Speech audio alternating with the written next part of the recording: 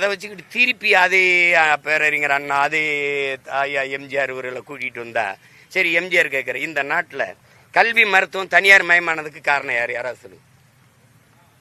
கல்வி மருத்துவம் அரசுகிட்ட இருக்குது, அதை தனியாருக்கு கையெழுத்து போட்டு கொடுத்தால் யார்? யாராவது சொல்லுங்க சொல்லுங்க, யாராவது சொல்லுங்க. எம்ஜிஆர். நான் தான் சொல்லல, இல்ல இல்ல நடந்ததை சொல்றேன். இல்ல நான் தான் சொல்றேன்னா ஏதோ குற்றச்சாட்டு நினைச்சிருக்க போறாங்க.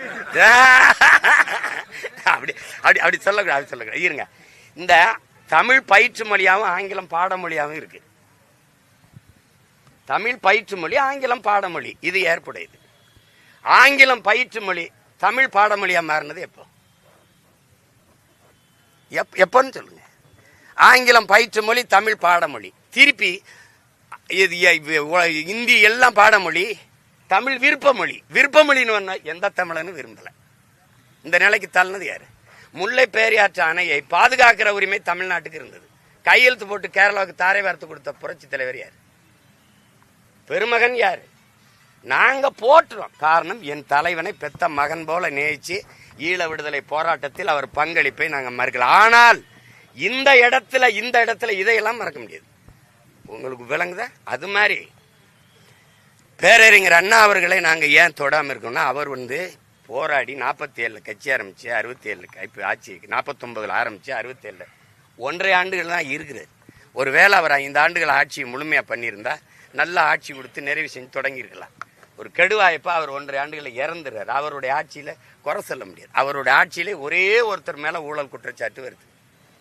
பொதுப்பணித்துறை அமைச்சர் ஒருத்தர் மேல குற்றச்சாட்டு வருது. அது யார் மேல தெரியுமா? நம்முடைய ஐயா கருணாநிதி அவர்கள் மேலதான். ஐயா இறந்துறாரு, அவர்கிட்டே ஆட்சி வந்துருது. அதுக்கப்புறம் என்ன நடக்குதுன்னு பாத்துக்கிறோம். உங்களுக்கு புரிஞ்சிருச்சு. நான் பல தடவை சொல்லிட்டேன். நெடுஞ்செழியன்ட்ட போகாம ஒரு கொடுஞ்சனியன்ட்ட போனதுனால நாடு நாசமாயிருச்சுறான்னு. அது கேட்டேன் நான் எல்லார்ட்டையும். நீங்க ஏன் இந்த வேலையை செஞ்சீங்க ஐயா வாதரிக்குன்னா, நெடுஞ்செழியன் நல்லவரா இருந்தாரு, இவர் தாண்டா வல்லவரா இருந்தாரு அப்படி. இந்த வசனம் பேசினாலாம் உயிரோட இருக்கு. தவறி நீ புதிய ஒரு கோட்பாடு கொண்டு வரும்போது வரலாறு திரும்புதுன்ட்டு அதே இடத்துல நின்றுகிட்டு இருந்தா நாங்க தான் வரலாறு திரும்புதுன்றோம். பெரியார் தான். பெரியார் இல்லைன்னா இங்க ஒண்ணும் இல்ல.